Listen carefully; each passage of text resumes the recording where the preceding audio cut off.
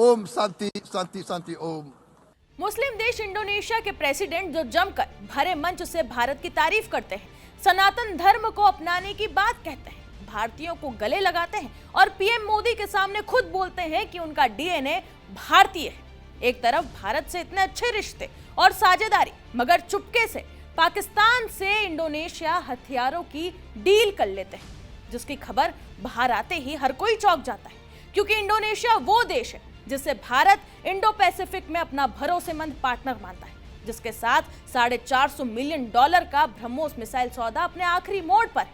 लेकिन उसी के बीच में इंडोनेशिया ने पाकिस्तान से J-F-17 लड़ाकू विमान खरीदने की चर्चा शुरू कर दी है। तो सवाल साफ है कि इंडोनेशिया आखिर चाहता क्या है और वो भारत और पाकिस्तान दोनों के साथ एक साथ ऐसी डील क्यों कर रहा है? क्या मुस्लिम कार्ड की वजह से इंडोनेशिया धोखा देगा? क्या इंडोनेशिया दोनों हाथों में लड्डू रखना चाहता है या फिर भारत के भरोसे की परीक्षा ली जा रही है? समुद्री ताकत, रणनीतिक लोकेशन और इंडो पैसिफिक राजनीति की अहम कड़ी। भारत के लिए इंडोनेशिया सिर्फ एक दोस्त नहीं है, बल्कि चीन की बढ़ती सैन्य आक्रामकता के खिलाफ एक स्वाभाविक साझेदार है। इसी भरोसे की नींव पर भारत ने BrahMos supersonic cruise missile Indonesia को देने का फैसला किया।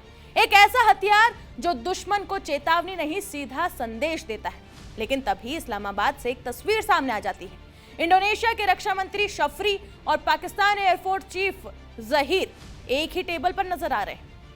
पाकिस्तान की पेशकश 40 J-F-17 multi role fighter jet, यानी वही विमान जो पाकिस्तान और चीन ने मिलकर बनाया है, और वो जो बीजिंग की टेक्नोलॉजी की लाइन से सीधा जुड़ा हुआ है। एक्सपर्ट्स इसे डबल गेम नहीं, लेकिन डेंजरस बैलेंसिंग जरूर मानते हैं, क्योंकि हथियार सिर्फ खरीद नहीं होते, वो भरोसे, डेटा और भविष्य की सैन्य दिशा तय करते हैं। पाकिस्तान और इंडोनेशिया के रिश्ते अचानक नहीं बढ़े हैं। दोनों देशों के बीच लंबे समय से ट्रेनिंग, मिलिट्री एक्सचेंज और इस्लामिक सॉलिडेरिटी का रिश्ता रहा है। पाकिस्तान इंडोनेशिया को कम कीमत, तेल डिलीवरी और चीनी सपोर्ट वाला पैकेज दे रहा है। इससे सवाल ये उठ रहा है कि इंडोनेशिया क्या मुस्लिम कार्ड के झांसे में है? इसे लेकर एक्सपर्ट्स का यह मानना है कि इंडोनेशिया किसी एक देश पर निर्भर नहीं रहना चाहता। वो अपनी रक्षा जरूरतों को पूरा करने के लिए मल्टी वेंडर रणनीति अपना रहा है। इसके तहत वो अलग अलग देशों से हथियार खरीदकर तकनीक, कीमत और राजनीतिक संतुलन तीनों को साधना चाहता है। भारत और पाकिस्तान दोनों से हथियार खरीदने की कोशिश भी इसी संतुलन नीति का हिस्सा माने जा रही है, ये दावा किया जा रहा है। कैसे?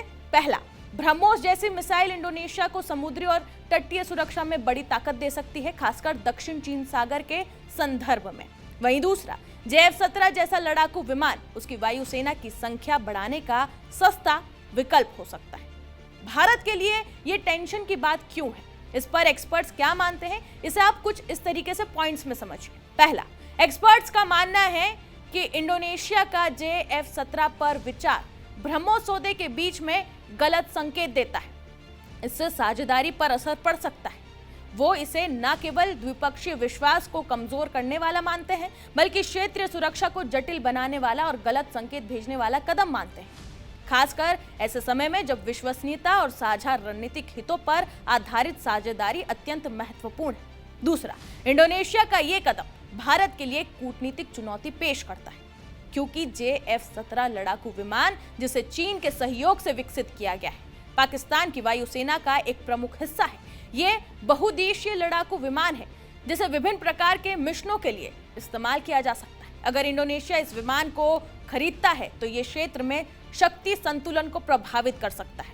तीसरा, भारत के लिए यह महत्वपूर्ण है कि वो इंडोनेशिया के साथ अपने रणनीतिक संबंधों को बनाए रखे और साथ ही अपनी सुरक्षा और राष्ट्रीय सुरक्षा को भी सुनिश्चित करें। ब्रह्मोस मिसाइल सौदा भारत के लिए एक बड़ी सफलता है और ये उम्मीद की जाती है कि ये सौदा बिना किसी बाधा के पूरा होगा। हालांकि इंडोनेशिया के रक्षा खरीद निर्णयों पर भारत की पैनी नजर होगी। अगर इंडोनेशिया J-F-17 और पाकिस्तानी ड्रोन लेता है तो इसका असर सिर्फ भारत पर नहीं पड़ेगा, बल्कि बांग्लादेश भी J-F-17 की बातचीत में है।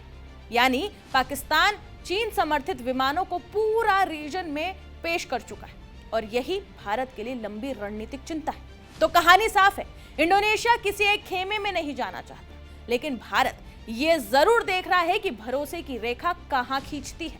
ब्रह्मोस सिर्फ मिसाइल नहीं है, भारत का स्ट्रेटेजिक स्टेटमेंट है। ब्रह्मोस वही मिसाइल है जिससे भारत ने ऑपरेशन सिंदूर के दौरान पाकिस्तान की नींदें उड़ा दी थी। अब सवाल ये नहीं कि इंडोनेशिया क्या खरीदेगा, क्या इंडोनेशिया ब्रह्मोस सौदे पर पीछे हटेगा या दोनों सौदे एक साथ चलेंगे। अब सवाल ये है कि इंडोनेशिया किसके साथ कितना खड़ा रहेगा, ये फिलहाल वक्त ही बताएगा। तो कुल मिलाकर ये वैश्विक हथियार बाजार में बदलते संतुलन को साफ साफ दिखा रहे हैं, जहां चीन और पाकिस्तान नए विकल्प दे रहे हैं और अमेरिका का एकाधिकार टूट रहा है। फिलहाल इंडोनेशिया की पाकिस्तान से ये जो डील है उस पर सभी की नजर रहेगी, लेकिन इस रिपोर्ट पर आप क्या राय रखते हैं हमें कमेंट सेक्शन में जरूर बताएं और बाकी तमाम खबरों के लिए जुड़े रहे जी न्यूज़ के साथ।